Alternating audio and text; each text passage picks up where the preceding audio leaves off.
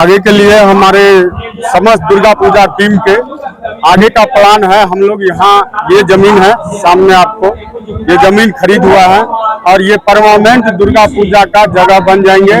अब यहाँ 10 दिन अपने जमीन पर माता रानी का पूजा होगा, क्योंकि हम लोग जमीन के लिए कभी यहाँ कभी वहाँ बहुत भटक रहे थे।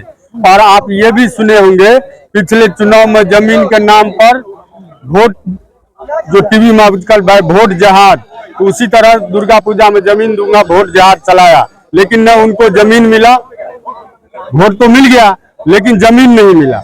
लेकिन हम लोग विश्वास किए थे जो हम लोग जमीन खरीदेंगे। हम लोग यहाँ जमीन खरीद लिए अपने और समाज के बलबूते।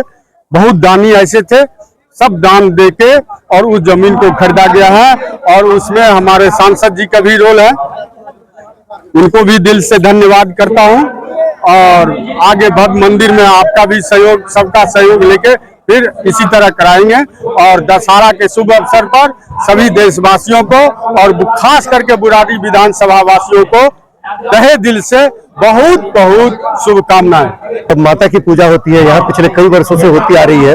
और ये यहाँ जो शुभारंभ हुआ था, पहले यहाँ आस पड़ोस के लोगों को माता रानी की पूजा के लिए दूसरे जगहों पे जाना पड़ता था, लेकिन ये शुरुआत की गई माता की। प्रथम वर्ष हुआ था पूजा, फिर उसके बाद लगातार लगभग 10 वर्षों से कंटिन्यू ये पूजा होता चला आ रहा है।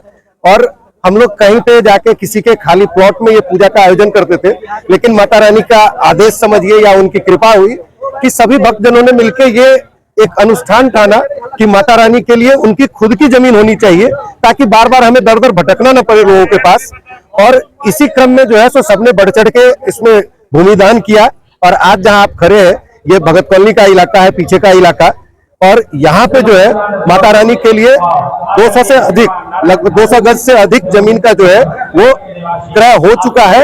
और अगर माता रानी का आदेश और आशीर्वाद रहा तो अगले वर्ष उनके खुद की भूमि पे हम लोग माता रानी को बुलाएंगे और 13 दिनों तक जो पूजा चलती है ये लगभग, उस पूजा का आयोजन यहाँ पे होगा।